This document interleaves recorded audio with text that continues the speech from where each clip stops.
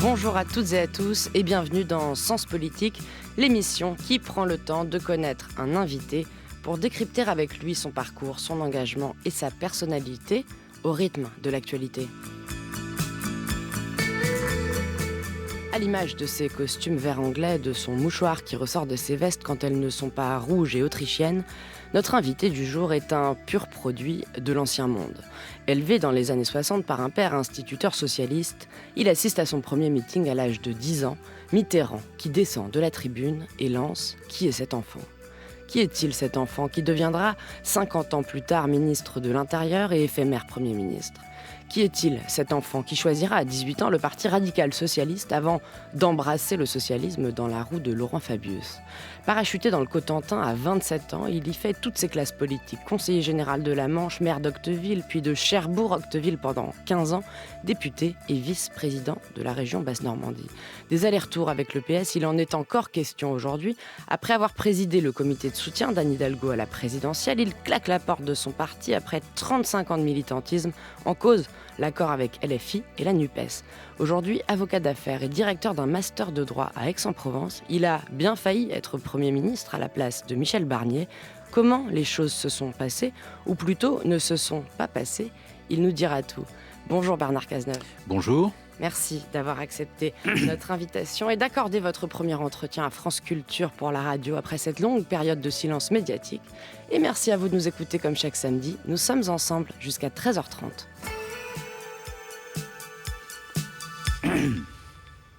Comment interprétez-vous, Bernard Cazeneuve, la décision d'Emmanuel Macron de dissoudre l'Assemblée nationale le 9 juin dernier ?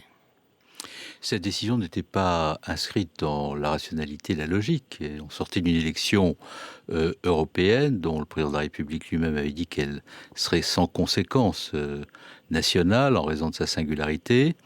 Et au soir du scrutin, tournant le dos à tout ce qu'il avait pu dire avant l'élection européenne, il décide de dissoudre l'Assemblée nationale. Était-ce là la manifestation d'un dépit, d'un caprice? En tous les cas, cette décision a eu de lourdes conséquences et au moment où elle a été prise, j'ai eu du mal à en percevoir à la fois l'intérêt, le sens, en même temps que j'en percevais tous les risques qu'elle faisait peser sur le pays, compte tenu du score que venait de faire le Rassemblement national. Vous lui avez dit ça quand vous l'avez vu le 2 septembre dernier ? J'ai dû avoir l'occasion de le lui dire avant de le voir le 2 septembre dernier, à l'occasion d'une conversation que nous avons eue autour de la dissolution. Au téléphone ? Au téléphone, je crois, oui. Parce qu'il vous a appelé juste après ? Juste après Nous cette avons dissolution. eu l'occasion d'une conversation pour des raisons personnelles qui tenaient au drame auquel j'avais été confronté, personnel. Et à ce moment-là, nous avons eu, je me souviens, le temps d'un échange rapide sur ce sujet. Alors s'ensuivent les élections législatives anticipées des 30 juin et 7 juillet.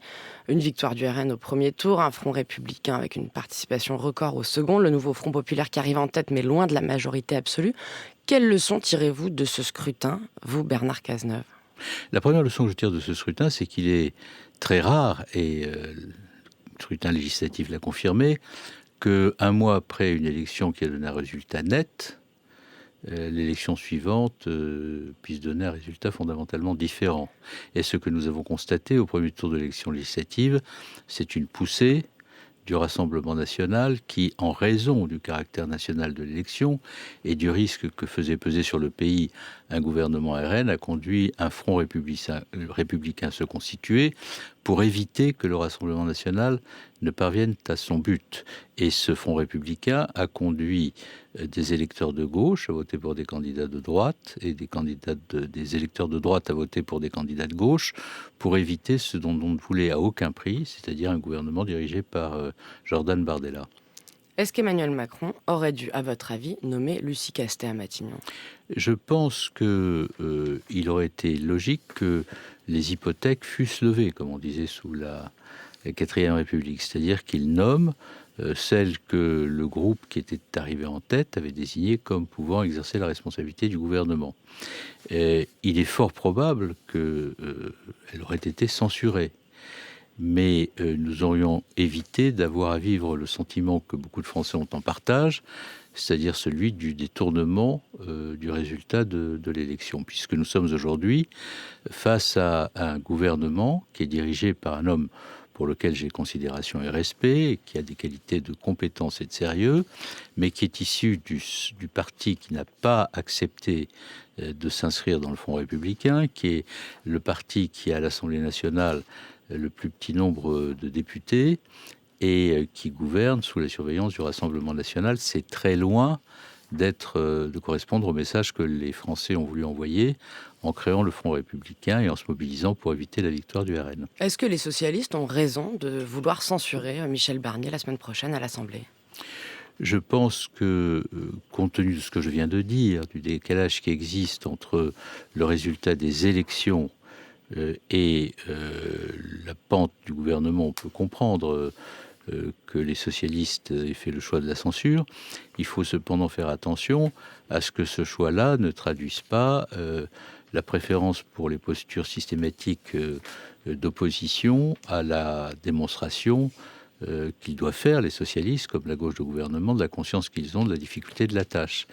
Parce que Michel Barnier est confronté quand même à beaucoup de sujets, comme le pays d'ailleurs, augmentation de déficit, une dette importante, une situation internationale très préoccupante, une fracturation du pays, et tout cela doit conduire l'opposition à s'opposer, mais à s'opposer avec esprit de responsabilité, et surtout en faisant la démonstration qu'elle est capable de présenter une alternative crédible. Mais si vous aviez été député, déjà, où siégeriez-vous, Bernard Cazeneuve, et est-ce que vous l'auriez voté, cette motion de censure ? Mais moi, je suis socialiste, donc si j'avais été député, j'aurais siégé au groupe socialiste et j'aurais essayé dans ce groupe de faire entendre une voix différente de celle qui domine, parce que je suis fidèle à mes convictions, et c'est précisément dans la fidélité à ma famille et à mes convictions que j'essaie de faire en sorte que mon parti, auquel je demeure attaché, bien que je l'ai quitté, emprunte une autre voie que celle qu'il a choisie depuis 2022 et qui me paraît,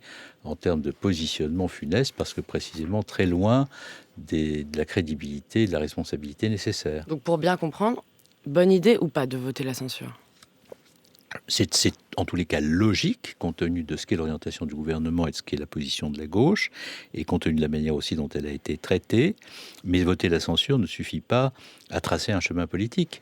Censurer, c'est un acte de position que l'on exprime à l'égard d'un gouvernement dont on ne partage pas l'orientation, mais ça ne dégage en rien un chemin de crédibilité, d'espérance, de responsabilité. S'opposer, c'est bien, mais proposer, c'est mieux. Alors le lundi 2 septembre à 8h45, vous vous présentez à l'Élysée pour un rendez-vous d'1h30 avec le chef de l'État. Que vous dit-il ? Que lui dites-vous ?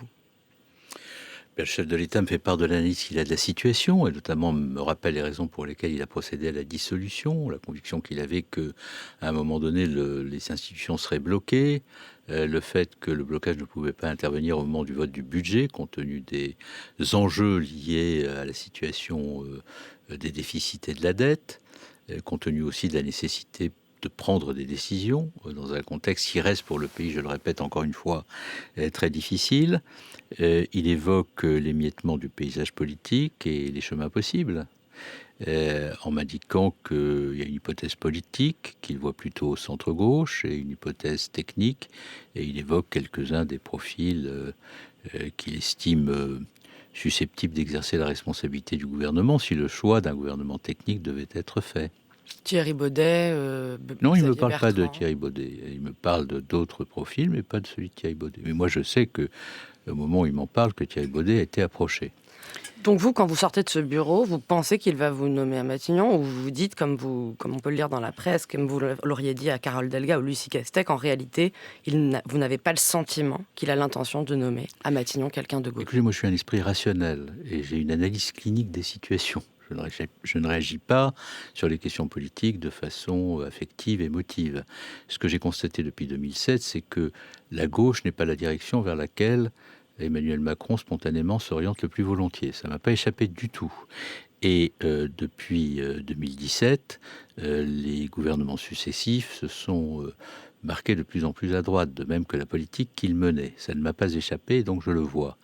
La deuxième chose, c'est que j'ai le sentiment que le président de la République et son entourage immédiat souhaitent pouvoir continuer à gouverner autant que faire se peut. J'en ai l'intuition.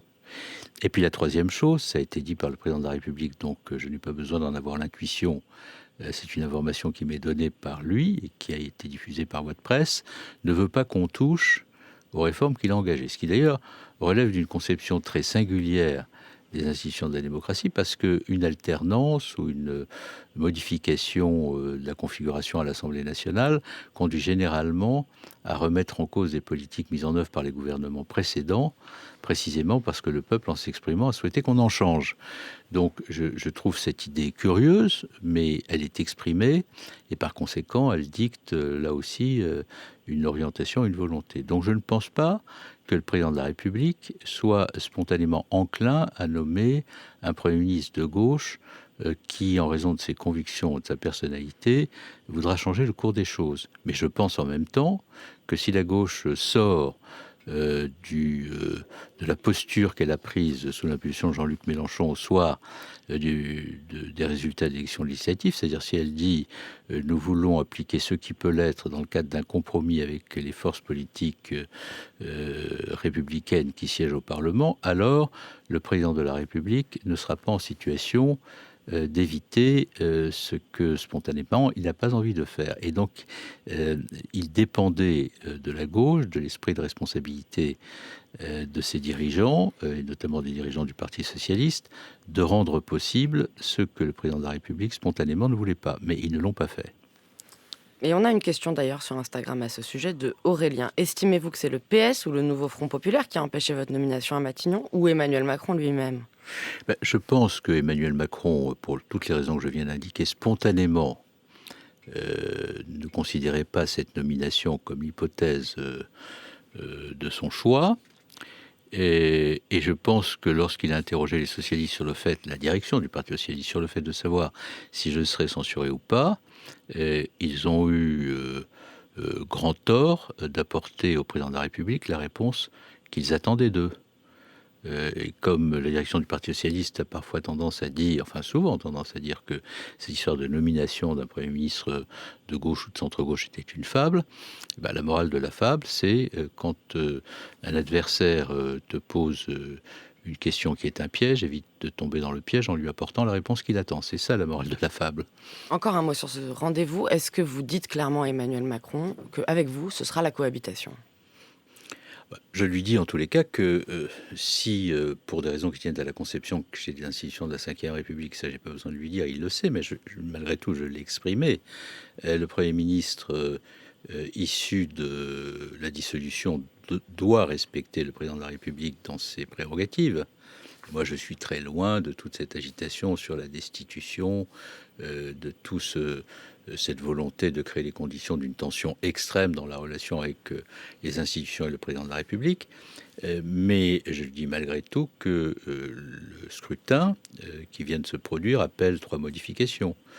Une réorientation de la politique générale, une réorientation de la gouvernance du pays, puisque la légitimité est au Parlement, et une réorientation de la relation avec les Français, parce que l'intuition que j'ai, c'est que la verticalité du pouvoir les fatigue. Vous ne parlez pas du SMIC ou de la réforme des retraites ? Je parle bien entendu de la nécessité de convoquer une conférence sociale pour faire en sorte que les préoccupations des Français sur le pouvoir d'achat et sur la question des retraites soient prises en compte. Je dis également que, compte tenu de la configuration politique au Parlement et de l'absence de majorité, il faut que cet objectif de correction de la politique du gouvernement dans le sens davantage de solidarité et de justice sociale fasse l'objet d'un compromis entre les forces parlementaires, et que personne n'est en situation de façon unilatérale d'imposer sa volonté. Et contrairement à ce qui a pu être diffusé, je n'ai jamais parlé d'une abrogation unilatérale de la réforme des retraites ou de sa suspension, pour la bonne et simple raison que je pensais que la meilleure manière de corriger les inégalités, les injustices de cette réforme, c'était de trouver un compromis avec les forces représentées au Parlement pour y parvenir. Et en ça, sur la réforme des retraites, qu'est-ce qui vous différencie de ce qu'a pu annoncer Michel Barnier, qui veut proposer aux partenaires sociaux de réfléchir à des aménagements raisonnables ? Mais il faut dire quels sont ces aménagements. Moi, j'aurais dit au Parlement si... Il dit que c'est l'usure professionnelle, l'égalité femmes-hommes, oui, très bien, mais les retraites progressives. Oui, le problème, c'est qu'on a mis en place un âge pivot sur la retraite qui conduit les gens qui ont commencé à travailler tôt et qui sont dans les métiers les plus pénibles, à partir tard et épuisés. Or, c'est la question de l'âge pivot, le problème. Donc vous leur ayez changé cet âge pivot. J'aurais dit très clairement que l'objectif de la discussion qui devait s'engager était, pour ceux qui avaient commencé tôt dans les métiers les plus pénibles, de pouvoir bénéficier d'un départ en retraite dans des conditions qui leur permettent de profiter de cette retraite. Je suis venu ici avec les convictions qui sont les miennes, mais je suis venu ici aussi à votre rencontre comme d'autres l'ont fait avant moi. Je pense à Jacques Delors, à Michel Rocard, dont on ne pouvait pas émettre de doute sur l'endroit à partir duquel il parlait, ni sur les convictions qui jalonnaient et qui avaient toujours jalonné leur chemin, mais qui avaient à l'esprit que PS ne voulait pas dire posture pour le P et sectaire pour le S. C'est votre voix qu'on entend, Bernard Cazeneuve à Guidel dans le Morbihan, connu. Dimanche dernier pour la rentrée du MoDem. Est-ce que c'est peut-être pas ça le problème? C'est que vous êtes applaudi par le MoDem mais pas par la gauche.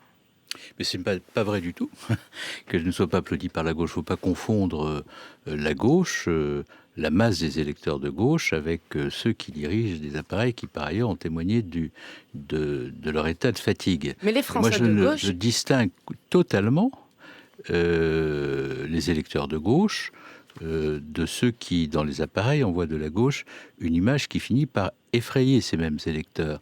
Et ce qui me frappe lorsque je vais sur le territoire national, et je vais entamer une tournée du pays dans quelques semaines, c'est le décalage qui existe entre le recroquevillement sectaire, la dureté d'un certain nombre de postures, cette idéologie de la radicalité qui stérilise tout parce qu'elle n'est rien d'autre que la matérialisation de la soumission de la gauche de gouvernement à la famille qui domine, c'est-à-dire LFI. Tout cela est très très loin de ce à quoi aspirent les électeurs de gauche. Sauf que dans la situation politique des dernières élections législatives, Bernard Cazeneuve, le nouveau Front populaire, c'était une alliance de 4 partis et la très large participation, 66% des Français qui se sont déplacés et qui ont mis en tête cette alliance-là, force est de constater qu'il y a dedans les insoumis et tous ceux que vous décrivez comme sectaires et dans des postures, comme vous l'avez dit à Guidel. Non, mais la politique, c'est une affaire de conviction. Bon. L'élection législative, je l'ai dit tout à l'heure, c'est passé dans un contexte particulier, qui est le contexte d'un risque majeur se présentant au pays, de basculement du pays vers l'extrême droite. À ce moment-là, on a vu beaucoup d'électeurs de droite voter pour des candidats de gauche, je le redis. Et on a vu beaucoup d'insoumis voter pour par exemple, Elisabeth Borne ou Gérald Darmanin. Très bien. Ça a contrasté avec la position qu'avait prise Jean-Luc Mélenchon en 2017, en 2022, se contentant de dire aucune voix ne doit aller vers Marine Le Pen, sans jamais dire pour qui il fallait voter afin d'éviter son élection. Bon, mais là, nous étions dans une situation particulière, donc il s'est produit cela. Chacun en a bénéficié, y compris d'ailleurs le bloc central, qui a vu ses candidats bénéficier du report sur leur nom de suffrages qui n'étaient pas spontanément enclins à les soutenir. Donc nous sommes dans une situation très particulière pendant le scrutin législatif, qui est une situation où des électeurs en nombre, craignant que le Rassemblement national ne gagne, portent leur voix vers des candidats qui ne sont pas ceux de leur choix. Et ils votent pour ces candidats qui ne sont pas ceux de leur choix pour éviter ce dont ils ne veulent à aucun prix. Et donc c'est cette dynamique-là qui a permis aux 3 blocs de se retrouver dans cette situation de minorité relative, à la gauche d'être en tête, mais en même temps personne ne pouvait gouverner seul. Donc, il faut bien comprendre que la dynamique de l'élection législative n'est pas simplement une dynamique d'union de la gauche, c'est une dynamique de front républicain. Et lorsqu'au soir du second tour des élections législatives, alors même que la dynamique a été celle du front républicain, on voit Jean-Luc Mélenchon arriver à la télévision avant tous les autres pour dire on appliquera l'intégralité du programme, tout le programme, tout seul, et si le président de la République ne nomme pas un Premier ministre, on le destituera. On est dans une stratégie qui est une stratégie de refus de gouverner, qui est une stratégie d'organisation de la confrontation, de l'affrontement avec les institutions, avec ceux qui d'ailleurs, issus du Front républicain, pourraient prendre la responsabilité de gouverner. Et ça, je redis que c'est irresponsable. De la même manière que les positions que j'ai prises concernant la France insoumise, elles sont dictées là aussi par des principes auxquels je tiens, auxquels la gauche est toujours référée, qui inscrivent la gauche dans la grande histoire de l'universalisme et de l'humanisme, et qui sont sur la laïcité, sur le refus du communautarisme, sur le refus de la violence politique, de la brutalisation du débat public, sur le respect des institutions, sur la lutte constante en faveur des démocraties contre les dictatures. La gauche, c'est tout cela. Et la gauche, ça n'est pas l'antisémitisme, ça n'est pas le communautarisme avec cynisme électoral, ce n'est pas l'insulte des adversaires qui ne pensent pas comme soi, etc. etc. Mais quand dans une tribune le 26 juin, juste avant ces élections, dans Le Monde, avec Elisabeth Badinter ou Manuel Valls, vous parlez d'un prétendu Front populaire, vous appelez au ni LFI, ni RN. Au premier tour de l'élection Peut-être législative. que c'est pour ça que derrière, ils ne vous ont pas soutenu. Au premier tour de l'élection législative, j'ai effectivement pris cette position. Et d'ailleurs, je ne regrette pas d'avoir pris cette position au premier tour de l'élection législative. Pourquoi ? Parce qu'il était indispensable que pour le second tour, on puisse voter pour le maximum de candidats républicains. Et d'ailleurs, s'il y avait eu suffisamment de candidats républicains, beaucoup plus de candidats républicains au second tour de l'élection législative présents au Parlement, nous aurions eu beaucoup moins de difficultés à trouver les chemins d'un compromis. Donc pour vous, il ne fallait pas faire ce nouveau Front populaire. Comment ? Il non, ne fallait pas. Il fallait faire l'union de la gauche, mais le nouveau Front populaire avec LFI, non.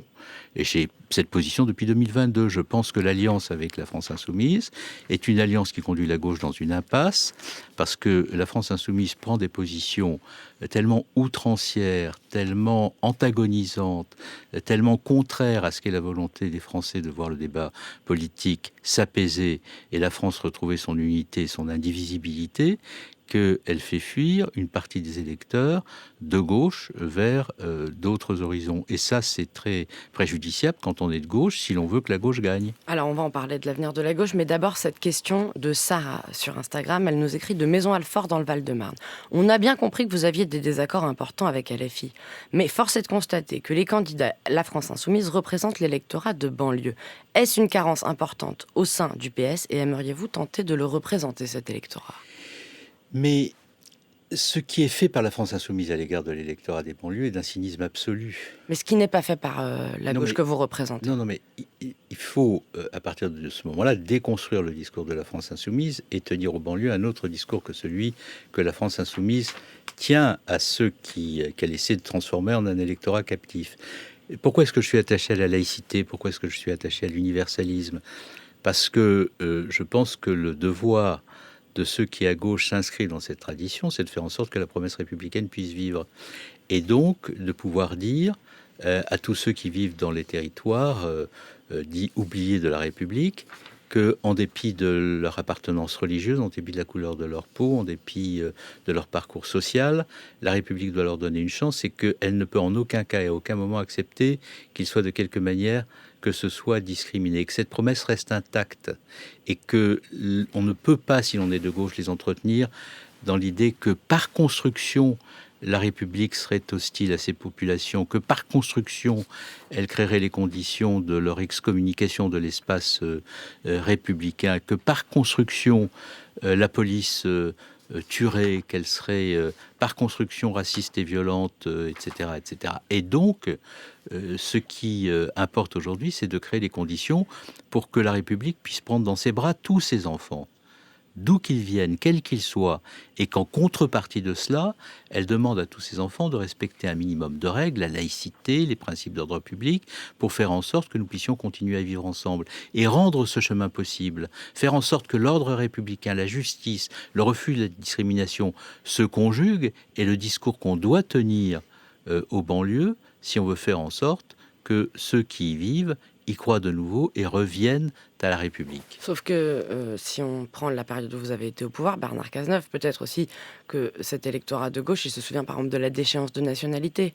Mais la déchéance de nationalité a été une erreur funeste. Mais dans le même temps, ce gouvernement a créé 60 000 postes dans l'éducation nationale pour faire en sorte que dans les quartiers les plus défavorisés où l'échec scolaire était important, il y ait parfois dans les écoles plus de maîtres que de classes pour pouvoir faire en sorte que des enseignants soient mobilisés dans la lutte contre l'échec scolaire. Quand on crée 12 000 policiers en 5 ans, 12 000 postes de policiers en 5 ans pour faire en sorte que la police de proximité qui avait été détruite sous le quinquennat de Nicolas Sarkozy puisse de nouveau renaître, qu'on remet en place une direction centrale de la formation de la police nationale pour faire en sorte que la police soit formée aux principes républicains et que le sentiment de la discrimination dans ces quartiers s'efface. C'est une politique de très long terme. Très vite, on détruit la police. Très vite, on remet en cause ces principes lorsque on abîme le ministère de l'Intérieur en prenant des décisions aussi absurdes que la révision générale des politiques publiques, ou lorsqu'on supprime, comme ça a été le cas en 2009, la direction de la formation de la police. Mais nous avons remis tout ça sur le métier. C'est long de reconstruire tout pour cela. Répondre à la question de Marie, êtes-vous fier du bilan de votre ancien parti au pouvoir? La réponse est oui. Il faut donc remettre en perspective ce qui a été fait, l'expliquer, plutôt que de longer les murs lorsque l'on doit rendre compte de l'action qui a été menée à ce moment-là, et avoir le courage de dire la vérité sur ces sujets. Et la vérité, c'est bien entendu beaucoup plus difficile à assumer que les outrances, l'instrumentalisation des populations les plus en difficulté pour en faire un électorat captif. Alors justement, on va parler de cette social-démocratie qui semble être en train de se reconstruire. Mais d'abord, une question de Hussein à Strasbourg. Serez-vous candidat au poste de premier secrétaire lors du prochain congrès du PS? Moi, je ne suis pas membre du parti. Vous ne voulez pas y retourner dans votre parti? J'y retournerai absolument le jour où sa ligne aura changé. Pourquoi ne pas y aller pour changer la ligne? Parce que j'en suis sorti à cause de la ligne qui a été déterminée, que je pense qu'il y a beaucoup de militants socialistes qui ont quitté le Parti socialiste à cause de cela et qui se retrouvent à la Convention, à Place Publique. Et le travail que nous avons à faire aujourd'hui, me semble-t-il, c'est de faire en sorte que ceux qui sont restés à l'intérieur du parti pour que la ligne en change et que ceux qui sont à l'extérieur pour faire en sorte que la famille s'élargisse au-delà des périmètres du Parti socialiste, puisse converger, comme ça a été le cas en 1974 avec les assises du socialisme, pour recréer une grande force de gauche de gouvernement dans la perspective des échéances électorales qui se présentent à nous. Vous n'avez pas été convié ce week-end à La Réole, près de Bordeaux, pour la rentrée politique de Raphaël Glucksmann. Comment l'expliquer? C'est à lui qu'il faut poser la question. Moi, je n'en prends pas ombrage, je n'ai pas de tristesse par rapport à cela. Je vais partout où on m'invite. J'ai été à Abraham, je me suis rendu chez Carole Delga. J'ai soutenu l'initiative prise par Karim Ouamran hier à Saint-Ouen. Je n'ai pas pu m'y rendre puisque j'étais pris par un engagement que j'avais décidé d'honorer depuis très longtemps au Conseil constitutionnel, où il y avait un débat sur le droit et la démocratie, sujet ô combien d'actualité si on est social-démocrate et qui implique mobilisation. Si Raphaël Glucksmann m'avait invité, bien entendu, je m'y serais rendu. Moi, je l'ai invité à toutes les manifestations que j'ai pu organiser. Mais en même temps, je ne prends pas ombrage de tout cela. Ce qui compte, c'est que 1000 fleurs s'épanouissent, mais qu'à un moment donné, on parvienne à faire de toutes ces fleurs qui s'épanouissent un bouquet. Et c'est-à-dire qu'on fasse en sorte que toutes ces chapelles qui se constituent avec des gens talentueux à leur tête, qui ont des ambitions légitimes, permettent de faire un édifice qui est la solidité des cathédrales et qui puisse accueillir en son sein le plus grand nombre possible d'acteurs pour créer les conditions d'une dynamique politique qui permettent de gagner les élections et d'éviter l'extrême droite. Parce que l'objectif, c'est d'éviter l'extrême droite. Et ma conviction profonde, c'est que si la gauche reste sous la domination de LFI, nous aurons une machine à gauche qui fabriquera des votes Rassemblement national dans des proportions industrielles. Et si on veut éviter ça, et donc si on veut éviter l'extrême droite, il faut une alternative à gauche qui sera rendue possible par la convergence de tous ces acteurs sympathiques, mais qui doivent à un moment donné comprendre qu'une force est nécessaire. Est-ce qu'il ferait un bon candidat social-démocrate en 2027, Raphaël Glucksmann? Oui, bien sûr, comme d'autres. Il y a beaucoup de talent, bien entendu. Il a beaucoup de qualités. Et moi, je reconnais la qualité des femmes et des hommes politiques qui ont du talent, parce que j'ai bien vu les travers de la politique depuis quelques années. Lorsque quelqu'un a des qualités, du talent, une compétence, par petites phrases, des petites méchancetés, proférées parfois par les uns et les autres, on cherche à réduire l'hypothèse si elle n'est pas soi-même, si elle ne conduit pas à la convergence des forces autour de soi-même.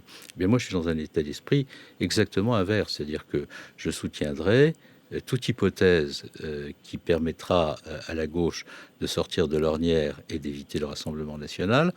Et bien entendu, si à un moment donné, c'est à moi de prendre cette responsabilité, je la prendrai avec la plus grande détermination parce qu'on ne refuse pas de sauter l'obstacle lorsqu'il est difficile de le sauter. France Culture, Sens Politique, Astrid de Vilaine. Je crois que c'est avec l'espérance quand même, avec l'effort, avec la volonté qu'on peut bousculer le monde et résister. Moi je suis optimiste, mais il faut quand même faire quelque chose. Si on doit revoir M. Giscard d'Estaing ou M. Chirac, eh bien croyez-moi, la France découragée, profondément découragée, baissera les bras, ou alors on nous donnera du papier, parce que j'ai amené ça pour le faire voir aux Françaises et aux Français. Hein, j'ai le livre de M. Giscard d'Estaing, L'état de la France, piteux état en vérité, après 7 ans. Eh bien, il nous dit, parmi ses réalisations, j'ai fait des rapports au cours du septembre. Alors, ces rapports, je les ai là. Il y en a 58, n'est-ce pas? Ça va du rapport Sudreau sur l'entreprise. On n'a rien fait, lettre mort. Ce rapport Mailloux sur le développement des initiatives financières, tenez les banques dont je viens de parler, lettre morte. Et puis on peut continuer. Le rapport Richard, lettre morte. C'est une entreprise de fabrication de papier, une entreprise de pompes funèbres pour enterrer les entreprises, la Ve République. C'est le petit rapporteur. Ça vous fait rire, Bernard Cazeneuve, vous avez reconnu cette voix? Oui, absolument. C'est la voix de Michel Crépeau, qui est un ami. Maire de La Rochelle pendant 28 ans, président du mouvement des radicaux de gauche, ici interviewé par Georges Decaune pendant l'élection présidentielle de 1981, où il est candidat. Et vous votez pour lui. Au premier tour, en 1981, il fait 2% des voix. Non, je ne vote pas pour lui en 1981. Alors on a de mauvaises informations. Non, ça, vos fiches sont moins bien faites que celles du ministère de l'Intérieur. Non, je ne vote pas pour lui en 1980, pour la bonne et simple raison que je n'ai pas l'âge de voter au moment où l'élection présidentielle se produit. Ah bah pardonnez-moi, c'est une erreur de notre part. Alors la politique, Bernard Cazeneuve, vous êtes tombé dedans quand vous étiez petit, votre père est socialiste, je le disais en introduction, il vous emmène à un meeting de François Mitterrand à Creil. Et Mitterrand vous aurait dit qui est cet enfant. Vous vous souvenez de cet épisode? Oui, je me souviens très bien de cet épisode. C'est un meeting qui se tient en 1973. C'est le dernier meeting de la campagne de 1973, des élections législatives. J'insiste auprès de mon père pour qu'il m'emmène à ce meeting. Il n'est pas très, très enclin à le faire. Puis finalement, j'obtiens de lui qu'il cède. Et François Mitterrand doit commencer le meeting à 20h30. À 23h, il n'est toujours pas là. Il arrive à 23h30. La clôture de la campagne est à minuit. Il fait une demi-heure de discours absolument époustouflant. Et puis, il descend de la tribune. Il voit un enfant au premier rang. Il dit qui est cet enfant? Je lui indique que je suis le fils de mon père. Et il se tourne vers mon père en disant mais qu'est-ce qui vous a pris d'emmener cet enfant à cette réunion? À cette heure-là, c'est pas du tout sa place et c'est pas là qu'il doit se trouver. Et Mitterrand m'explique ce que doit faire un enfant de 10 ans à cette heure-là, c'est-à-dire dormir. C'est de là que vous pensez que naît votre engagement politique? J'étais très impressionné par ce moment, parce que c'était un moment qui avait beaucoup de force. On était 2 ans après le congrès d'Épinay, à un moment où François Mitterrand était en pleine ascension, et où il mettait tout son talent et toute sa force à convaincre les Français de changer le cours des choses. Il avait une très forte présence, il avait une rhétorique absolument exceptionnelle, et moi j'étais très impressionné par cette soirée. Je n'ai cessé d'ailleurs, après ce meeting de 1973, d'écouter les émissions, de suivre son parcours, et bien entendu, je pense que la personnalité de François Mitterrand dans les choix qui ont été les miens a été très déterminante. Sens Politique, l'archive de l'invité. En vérité, l'unité, la cohésion, la discipline intérieure du gouvernement de la France doivent être tenues pour des choses sacrées. Et, sous peine que la direction même du pays ne soit bientôt impuissante et disqualifiée, et comment cette unité, cette cohésion et cette discipline seraient-elles maintenues à la longue si le pouvoir exécutif procédait de l'autre pouvoir auquel il doit faire équilibre, et si chaque membre du gouvernement lequel est collectivement responsable devant la représentation nationale. Chaque membre du gouvernement n'était à son poste que le mandataire d'un parti. Le général de Gaulle, le 16 juin 1946 à Bayeux, dans le Calvados. Il faut rappeler peut-être le contexte dans lequel se déroule ce discours. Année 46, fondatrice de la 4e République, les Français viennent de rejeter la première constitution. Ils viennent de voter pour une nouvelle assemblée constituante qui doit rédiger une nouvelle constitution. Celle-ci sera adoptée en septembre. Et le général de Gaulle, en ce mois de juin, essaye de donner ses grandes orientations. Pourquoi avez-vous choisi cet extrait, Bernard Cazeneuve ? J'ai choisi cet extrait parce que le discours de Bayeux, pour moi, est l'un des très grands discours politiques du XXe siècle et qu'il est un discours qui porte exclusivement sur la nation et sur la France. Et c'est un discours duquel le général de Gaulle semble absent en tant que personne. Il ne parle que des institutions, il ne parle que de la vision qu'il a de la France. Et ce que ce discours révèle à mes yeux, c'est cette conviction qui semble avoir, ou cette conviction, ou ce trait de caractère qui semble avoir animé le général de Gaulle tout au long de sa vie politique, y compris lorsque il partit seul pour essayer de faire en sorte que la France demeure. C'est cette conviction profonde que la France est plus grande que lui, qu'il n'est que son serviteur et qu'il le sera dans les circonstances historiques les plus sombres, les plus incertaines, qu'il le sera au moment où il faudra déterminer par des choix fondamentaux pour le pays un destin, lui donner des institutions. Et cette idée que la France est plus grande que soi, qu'il faut la servir avec la plus grande abnégation, que ce que nous sommes en tant que personne ne vaut en politique que dès lors qu'on se met au service, est une idée qui me paraît s'être un peu effacée, pour ne pas dire beaucoup effacée, derrière le processus de narcissisme ou de narcissisation ou d'égotisme auquel la numérisation de la communication politique a pu conduire. Une question de Richard sur Instagram. Est-ce que la France est entrée dans une instabilité chronique pour un long cycle ? Je pense que nous avons vécu, vous avez là donné un extrait du discours de Bayeux, des périodes contrastées sous la 4e République.